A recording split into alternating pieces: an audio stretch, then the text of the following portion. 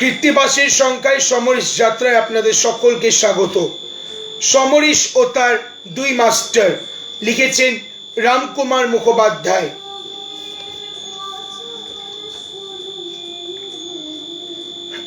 সমরেশ বসু জন্মেছিলেন 1924 সালে ঢাকা জেলার রাজনগর গ্রামে। বাবার কর্মক্ষেত্র পুরনো ঢাকায় ছোটবেলার বেশ কয়েক বছর কাটে, আর সপ্তম শ্রেণী পর্যন্ত পড়াশোনা শেখানি। লেখাপড়ার চেয়ে বুড়িগঙ্গার আকর্ষণ ছিল বেশি। সে সঙ্গে নদী তীরের শ্মশানও বেশ টানত। বন্ধু ছিল বেশ কয়েকজন, ভালোই কাজ ছিল, কিন্তু পড়াশোনা তেমন কিছু হচ্ছিল না।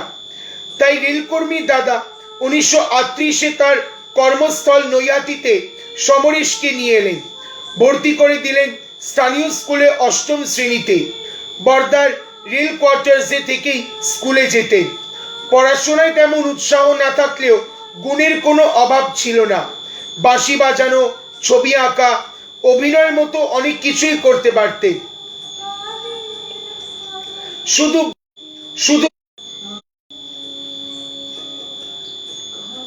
বর্দার রেল কোয়ার্টার্সের দিকেই স্কুলে যেতেন। পড়াশোনায় তেমন উৎসাহ না থাকলেও গুণের কোনো অভাব ছিল না। বাঁশি বাজানো, ছবি আঁকা, অভিনয়ের মতো অনেক কিছুই করতে পারতেন। শুধু বাঁধা বইয়ের ছাপা লেখাপত্র আর পরীক্ষার পর পরীক্ষা ভালো লাগছিল না। ফলে পরীক্ষার বেড়া টপকাতে পারলেন না। বাবার সঙ্গে পূর্ববঙ্গে ফিরে গিয়ে ঢাকেশ্বরী কটন মিলে কিছুদিন কাজ করলেন, কিন্তু মনের খিদে না মেটায় আবার নৈহাটিতে ফিরে এলেন। এক সময় জ্বরে পড়লেন আর বন্ধুর দিদির সেবায় সুস্থ হলেন। স্বামীর সংসার থেকে সরে আসা গৌরী দেবীর প্রেমে পড়ে তাকে বিয়ে করলেন। কিছুদিনের মধ্যে গৌরীকে নিয়ে নৈহাটি ছেড়ে জগদ্দলের কাছাকাছি আতপুরের একটি আধা বস্তিতে চলে গেলেন। কাজ একটা জুটল, সেটা মুরগির ডিম বিক্রি। স্ত্রী গৌরী গান জানতেন বলে টিউশনি করে আরো কিছু টাকা সংসারে ঢুকত। পরিচয় হলো জগদ্দল অঞ্চলের শ্রমিক নেতা সত্য মাস্টার বা সত্যপ্রসন্ন দাশগুপ্তর সঙ্গে। তিনি সমরেশের হাতের লেখার গুণে তাকে পোস্টার লেখার দায়িত্ব দেন। তাতে দ্বিতীয় মহাযুদ্ধের সমকালীন রাজনীতি ও অর্থনীতির অনেক কথা সমরেশের তুলিতে ফুটে উঠছিল। লেখার মতো আঁকার বিষয়েও সমরেশের বেশ দক্ষতা ছিল। সে সূত্রে ইচ্ছাপুর বন্দুক কারখানায় চাকরি মিলল। বিশ্বযুদ্ধের সময় বলে অস্ত্রের চাহিদা বেশি ছিল, আর সমরেশের শিল্প প্রতিভার প্রয়োগ ঘটল অস্ত্রে। আদা বস্তি থেকে ততদিনে কারখানার মিস্ত্রিদের পাড়ায় একটা ঘর মিলল। সংসারের সন্তান এসেছে। পোস্টার লেখার কলমে আরো বড় বেশি কিছু লেখার ইচ্ছে জাগছে। সাম্প্রদায়িক দাঙ্গা ঘটছে নানা জায়গায়। সমরেশ ভাবছেন, লক্ষ লক্ষ যে শ্রমজীবী নিম্নবিত্ত মানুষ, তাদের জীবনে প্রাণঘাতী এই ধর্মীয় উন্মাদনার সত্যি কোনো অর্থ আছে কি? সে ভাবনা থেকেই 1944-এ হিরণ কুমার সান্যাল ও গোপাল হালদার সম্পাদিত পরিচয় পত্রিকার শারদ সংখ্যায় সমরেশ লিখলেন আদাব গল্পটি। 20 বছর বয়সে লেখা সমরেশের এই গল্প সেদিন অবিভক্ত বঙ্গদেশ জুড়ে লেখক ও পাঠকদের মধ্যে আলোড়ন তুলেছিল। দাঙ্গার রণহুঙ্কারের মধ্যে দাঁড়িয়ে এমন একটি ধর্মনিরপেক্ষ ও মানবিক গল্প লেখা সহজ কাজ নয়। এর জন্যে যেমন বাস্তব জীবনের অভিজ্ঞতা, কল্পনা শক্তি ও কলমের জোর লাগে, তেমনি প্রয়োজন হয় রাজনৈতিক বোধ। গল্পটির প্রেক্ষিত সমরেশের ছেড়ে আসা ঢাকার কাছাকাছি একটি জায়গা, কিন্তু লেখক চেতনার প্রেক্ষিতে জোর লাগে, তেমনি প্রয়োজন হয় রাজনৈতিক বোধ। গল্পটি প্রেক্ষিত সমরেশের ছেড়ে আসা ঢাকার অঞ্চল, ইচ্ছাপুরের কারখানায় কাজের অভিজ্ঞতা আর ব্যারাকপুর জুট মিল এলাকায় শ্রমিকদের মধ্যে সাংগঠনিক কাজ সমরেশকে আর্থসামাজিক বোধ ও রাজনৈতিক চেতনায় অনেকখানি এগিয়ে দিয়েছিল। এর পিছনে যিনি ছিলেন তিনি হলেন সত্য মাস্টার, যার কথা আগে উল্লেখ করা হয়েছে। সমরেশ 1944 সালে কমিউনিস্ট পার্টির সদস্যপদ লাভ করেন। সেই সঙ্গে তার স্ত্রী গৌরীও সদস্যপদ পান। ছোট একটা ঘরে বসবাস করলেও দৃষ্টির বিস্তার ঘটে অনেকখানি, আর নিজের চারপাশকে অনেক পরিষ্কার দেখতে পারেন। উদয়ন পাঠাগার আর উদয়ন পত্রিকা একদিকে রাজনৈতিক আর অন্যদিকে সাহিত্যবোধে নতুন মাত্রা যোগ করছিল। তিনি স্বপ্ন দেখেছিলেন বিপ্লবের মধ্যে দিয়ে শ্রমিক ও কৃষক শ্রেণী শোষণহীন সমাজ ও রাষ্ট্র ব্যবস্থা তৈরি করবে। ফ্যাসিস্ট বিরোধী যে রাজনৈতিক ও সাংস্কৃতিক নানা সংঘ ও তাদের কাজকর্ম তাকে পথ চলায় পাথেও জোগাচ্ছিল। তার নিজের কথায় দক্ষিণ পার্টির সংস্পর্শে আসার পরেই আমার চারপাশের জগৎ ও মানুষ সম্পর্কে দৃষ্টি সজাগ হয়। আমার অভিজ্ঞতার প্রসার ঘটে, আমার ভিতর জাগিয়ে তোলে সর্বস্ব ত্যাগের প্রেরণা। সদস্য হওয়ার পর তার রাজনৈতিক দায়িত্ব অনেকখানি বেড়ে গেল, আর কাজের পরিসরও বাড়ল। শ্রমজীবী মানুষের সঙ্গে সুখ দুঃখে থাকার ফলে সমাজ ও অর্থনীতির পাশাপাশি জীবনের অভিজ্ঞতাও অনেক পুষ্ট ও পরিণত হলো, গোল বাঁধল অন্য জায়গায়। তিনি এক সময় লক্ষ্য করলেন দলের মধ্যে বেশ একটা রাজনৈতিক টানাপোড়েন আছে। তার যতটা না রাজনৈতিক তার চেয়ে বেশি ব্যক্তিকেন্দ্রিক। কিছু নেতার মধ্যে ক্ষমতা ভোগের ইচ্ছে প্রবল। দেখলেন কিছু মানুষের কথা আর কাজে মিল নেই, আর নৈতিকতাতেও তেমন আস্থা নেই। তবুও সমরেশ সঙ্গে থাকেন। সে ধৈর্য অনেকটাই ধসে যায় বোমা বিস্ফোরণে সত্য মাস্টারের আকস্মিক মৃত্যুর পরে।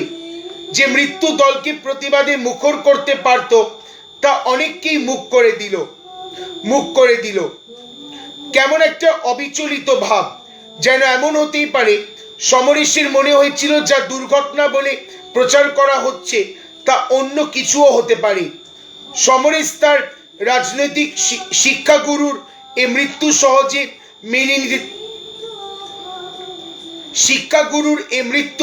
সহজে মেনে নিতে পারেননি। দলের মধ্যে এর প্রতিবাদ করেছেন এবং বিরাগভাজন হয়েছে। তবে আদর্শের প্রতি আনুগত্যের ফলে শ্রমজীবী মানুষের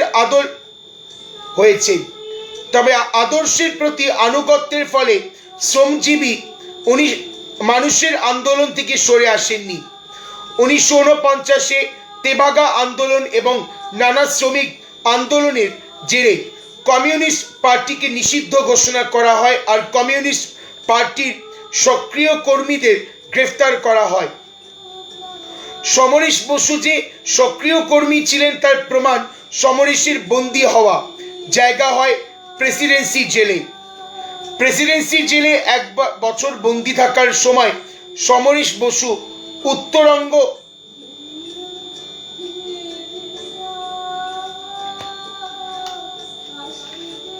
সক্রিয় কর্মী বন্দী থাকার সময় সমরেশ বসু উত্তরঙ্গ লিখতে শুরু করেন।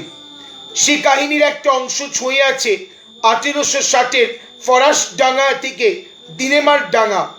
অন্য অংশে সময় স্রোত অনেকখানি পেরিয়ে গঙ্গার পাড়ে হালিশহর পরগনায় কোম্পানির চটকল তৈরির ঘোষণা শোনা গেছে।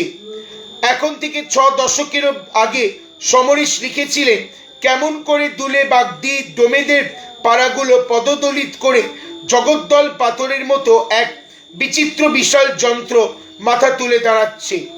নতুন খোকা, প্রতিরোধ, মৃত্যুঞ্জয় ইত্যাদি ছোট গল্প দিয়ে যে কথামালা চলছিল তা এবার উপন্যাসের বড় আকারে ঢুকে পড়ল। জেলের কুঠুরি থেকে মুক্তি পেয়ে ব্যক্তি জীবনও বড় পরিসরে ফিরে এসেছে। কিন্তু সবকিছু ঠিক একভাবে এক জায়গায় ফেরে না, যেমন সমরেশের জীবনে ঘটেনি। চাকরিতেও ফিরতে পারেননি, কারণ আগের রাজনৈতিক কাজকর্মের ভুল স্বীকার করে আর ভবিষ্যতে তা আর না করার প্রতিশ্রুতি দিয়ে সরকারি দপ্তরে মুচলেকা দিতে হতো। তিনি রাজি হননি। অন্যদিকে কমিউনিস্ট পার্টির একটি প্রভাবশালী গোষ্ঠী তাকে আর তেমনভাবে গ্রহণ করতে পারছিল না।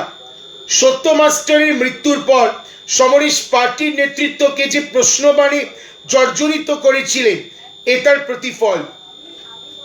তিনি কমিউনিস্ট পার্টির 5 বছরের সদস্য পদত্যাগ করলেন। এসবই গত শতকের 4 দশকের শেষ থেকে 5 দশকের শুরুর কথা। ওই সময় উত্তর 24 পরগনা জেলায় যে রাজনৈতিক টানাপোড়েন চলছিল, তার একটা স্পষ্ট চেহারা চোখে পড়ে সমরেশের সহপাঠী ও নৈহাটির বাসিন্দা সরোজ বন্দ্যোপাধ্যায়ের গোলাপ হয়ে উঠবে উপন্যাসে। এটি পরিচয় পত্রিকায় 1962-63 সময়কালে ধারাবাহিক হিসেবে প্রকাশিত হয়। চাকরি আর দল ছাড়ার পর সমরেশের হাতে রইল শুধু কলম, সেই সঙ্গে ঘর জুড়ে অভাব। অনিশ্চিতপূর্ণ সময়ের লেখক জীবন শুরু হলো দারিদ্র্যকে সঙ্গী করে। 1951 সালে সুশীল জানা ও মঙ্গলাচরণ চট্টোপাধ্যায় সম্পাদিত পরিচয় পত্রিকায় নয়নপুরের মাটি ধারাবাহিকভাবে প্রকাশ শুরু হলো। একদিক দিয়ে ভালোই হলো, যাদের উপন্যাসের কেন্দ্রে রেখে কাহিনী বয়ন করছে তারাও তারই মতো কষ্টে সৃষ্টে বাঁচে। রোদ জল তাদের মতো না চাইতে আসে যায়, খিদে মাঝে মধ্যেই জাপটে ধরে। মূর্তি গড়া বা লেখা অবলম্বন করে বাঁচা যাবে কিনা তা একই সঙ্গে নয়নপুরের মহিম আর নৈহাটির সমরেশকে তাড়িত করে। 1952 সালে প্রকাশিত হলো সমরেশের শ্রম বৃত্তান্ত বিটি রোডের ধারে। উপন্যাসের প্রতিটি অনুচ্ছেদে সেখানে ধরা আছে নিদারুণ দিন যাপনের গ্লানি, যেমন 26 নম্বর পৃষ্ঠায় আছে। শেষের দিকে কালোর গলার স্বরটা চেপে এলো অত্যন্ত তিক্ততায়। ছুরি মদ খাবে কারি কারি, আর সন্ধে হলে রোজ চেঁচিয়ে মরবে। মা বাপ নেই, কোনো কিচ্ছুর মা বাপ নেই, থাকবে কি করে? চটকলের কি মা বাপ আছে? ফুলকির চেয়ে কালোর কথাগুলোই গোবিন্দের মনে লাগে বেশি, এবং তার বরাবরই মনে হচ্ছিল কথাগুলো কালো বলছে না, ওর ভেতর থেকে আর একজন একটা ক্ষতবিক্ষত গলা থেকে যন্ত্রণায় আর্তনাদ করছে। ফুলকির বেসুরো গলার গান ভেসে এলো, আমার কানুমণি মথুরায় গেছে। এবং গেছে বলে সে বিলম্বিত টান আর থামতে চায় না। মনে হয় সে বিলম্বিত টানের রেশ গান থেকে শেষটায় যেন কান্নায় রূপান্তরিত হয়ে হারিয়ে যাচ্ছে। চটকলকে ঘিরে যে বিবর্ণ জীবন, তার সপ্রাণ ও সংবিধি বিবরণ সারা কাহিনী জুড়ে। বইটি ছাপা হয়েছিল 5 নম্বর চৌরঙ্গি টেরাসের শ্রীশক্তি প্রেস থেকে, আর 3 নম্বর শম্ভুনাথ পণ্ডিত স্ট্রিটের ইন্টারন্যাশনাল পাবলিশিং হাউস লিমিটেডের সুনীল কুমার সিংহর পক্ষে। প্রচ্ছদ শিল্পী ছিলেন খালিদ চৌধুরী, যিনি 1945 সালে যোগ দিয়েছিলেন ভারতীয় গণনাট্য সংঘে। সে উপন্যাসটি সমরেশ উৎসর্গ করেন তার রাজনৈতিক শিক্ষা গুরুকে। উৎসর্গপত্রে সংক্ষিপ্ত কিন্তু অত্যন্ত সংবিধি 3টি শব্দ ছিল, সত্য মাস্টারের উদ্দেশ্যে। সমাজ ও রাজনীতির যে সত্য আগের দশকে সত্য মাস্টারের কাছে গ্রহণ করেছিলেন, তাকে পরের দশকে সাহিত্যের হোমে অগ্নিশুদ্ধ করে তাই তার হাতেই তুলে দিলেন। সত্য মাস্টার যেমন সমরেশ বসুর রাজনৈতিক গুরু ছিলেন, তেমনি তার একজন সাহিত্যেরও গুরু ছিলেন। তিনি হলেন তারাশঙ্কর বন্দ্যোপাধ্যায়। উদয়ন পাঠাগারে বসে তিনি দেশ বিদেশের বহু লেখকের লেখাই পড়ছিলেন, কিন্তু তার বিশেষ আকর্ষণ তৈরি হচ্ছিল তারাশঙ্করের লেখা নিয়ে। তিনি 4 দশক আর 5 দশকের প্রথম দিক যখন কথাযাত্রার পথ খুঁজছেন, তখন তারাশঙ্করের গণদেবতা, মনন্তর, পঞ্চগ্রাম, ঝড় ও ঝরা পাতা, হাসুলি বাঁকির উপকথা, ও আরোগ্য নিকেতন ইত্যাদি উপন্যাস একের পর এক প্রকাশিত হচ্ছে। রাজনৈতিক আদর্শ ও ভৌগোলিক অবস্থানে তারাশঙ্কর ও সমরেশ আদর্শ ও ভৌগোলিক অবস্থানে তারাশঙ্কর ও সমরেশ দুই ভিন্ন মেরুর বাসিন্দা, কিন্তু তারাশঙ্করের প্রগাঢ় জীবনবোধ, গভীর সমাজ চেতনা, কৃষি অর্থনীতি বিষয় প্রত্যক্ষ অভিজ্ঞতা, চরিত্র সৃষ্টির অসামান্য ক্ষমতা, আখ্যান নির্মাণের নিপুণতা আর সৃজনের সততা সমরেশকে গভীর আকর্ষণ করেছিল। সে সময় বামপন্থী চেতনার লেখক ও বুদ্ধিজীবীদের কাছে তারাশঙ্কর বিশেষ কাছের মানুষ ছিলেন না। 1957 সালে সমরেশ প্রকাশিত করেছিলেন তার সারা জাগানো উপন্যাস গঙ্গা। তার জীবনের অন্যতম শ্রেষ্ঠ সৃষ্টি এই উপন্যাস। যে নদীর সঙ্গে কৈশোর থেকে সঙ্গ করেছেন, যে নদীর গায়ে বাস করেছেন, সেই নদীর জেলেদের জীবন কাহিনী হলো এই উপন্যাস। বইটির উৎসর্গপত্রে লেখা ছিল, তারাশঙ্কর বন্দ্যোপাধ্যায় পরম শ্রদ্ধাপদেশু। সমরেশ ব্যবহৃত পরম শব্দটির তাৎপর্য বোঝা যায় গঙ্গা প্রকাশের আগের 1.5 দশকে প্রকাশিত তারাশঙ্করের উপন্যাসের দিকে তাকালে। সমরেশ বসু গঙ্গা লেখার সময় অনেক দিন ও রাত্রি গঙ্গার বুকে কাটিয়েছিলেন। আতপুরের মালাপাড়ার মৎস্যজীবী কার্তিক দাস, পরেশ দাস ও হালি শহরের নিমাই অধিকারী তার বাবা আর বড় ভাইয়ের সঙ্গে থেকে নদী, মেঘ, ঝড় ও মাছের চরিত্র বুঝেছিলেন। কোনো তাৎক্ষণিকতা নয়, উড়োভাবে জানা নেই। যাকে বলে সত্যিকারের যাপন, সেটাই সেদিন সমরেশ বসু করেছিলেন। যে নদীকে একভাবে নিজের মতো করে চিনতেন, তাকে মৎস্যজীবীদের জীবন ও জীবিকার গভীরতর বাস্তবতায় বুঝেছেন। এই শ্রম ও দায়বদ্ধতার পিছনে কাজ করেছিল তারাশঙ্করের উপন্যাসের বাস্তবতা। নির্মাণের আগে জরুরি হলো যাপন। যত নিবিড়ভাবে মেশা যাবে, চেনা যাবে বাস্তবের মানুষকে, ততই উপন্যাসের শিকড় জীবনের গভীরে প্রবেশ করবে। আর জানতে হবে জীবিকার অনুপুঙ্খ এবং তার অর্থনীতি। তারাশঙ্করের গণদেবতার উৎস ও কেন্দ্রবিন্দু ছিল কিন্তু একটি সাধারণ কাস্তে, আর সেটিকে কেন্দ্র করে তারাশঙ্কর রার জীবনের একটি মহাকাব্য লিখে ফেললেন। জীবিকার করিতে জীবনের যোজনব্যাপ্ত জমি কিনে ফেললেন। সমরেশ গঙ্গা উপন্যাসের 2য় পৃষ্ঠায় লেখেন যে যেখান দিয়ে পারছে গঙ্গায় আসছে সবাই। গঙ্গার ঘোলা কিন্তু মিঠে জলে। সব মৎস্যজীবীর ভাত কাপড় যার কাছে আছে বাঁধা। ভাত ও কাপড়ে গঙ্গা নদীকে বোঝার মধ্যে তারাশঙ্করের কাস্তের অর্থনীতির লুকিয়ে আছে। আর তারাশঙ্কর যেভাবে চণ্ডী মণ্ডপের খণ্ড সীমানায় 5 গ্রামকে তুলে আনতেন, সমাজের আলোড়নকে স্বদেশের জাগরণে যুক্ত করতে, সমরেশও তেমনি বিলাসকে গঙ্গা থেকে সাগরের দিকে এগিয়ে দিয়েছে। তারপর নৌকার পালে উত্তরায়ণের হাওয়া লাগে, ডাক দেয় সমুদ্র। 18 গন্ডা নৌকা এগিয়ে চলে। উপন্যাসের শেষ বাক্যটি হলো, তেতলে বিলের সমুদ্রে যায়। সমরেশের পরবর্তী পর্বের উপন্যাসেও এই ভৌগোলিক বিস্তার দেখা গেছে। ব্যক্তির খণ্ড চাওয়াকে গোষ্ঠীর সঙ্গে এবং অনেক ক্ষেত্রে শ্রমজীবী মানুষের সমবেত চাহিদা ও দাবিতে যুক্ত করছে। তারাশঙ্কর বন্দ্যোপাধ্যায়ের লেখা কেন সমরেশ বসুকে প্রেরণা জোগালো, তা 2-4 কথায় বলা সম্ভব নয়। তবে 1982 সালের মার্চ মাসে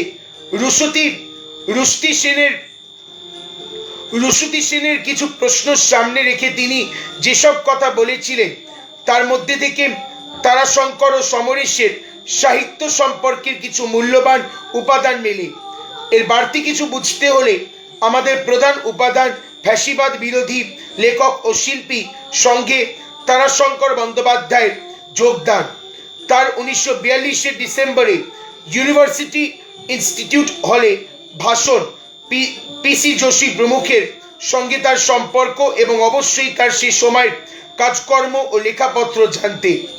আর দরকার তারাশঙ্কর ও সমরেশের কথা সাহিত্যের অখণ্ড ও নিবিড় তুলনামূলক পাঠ।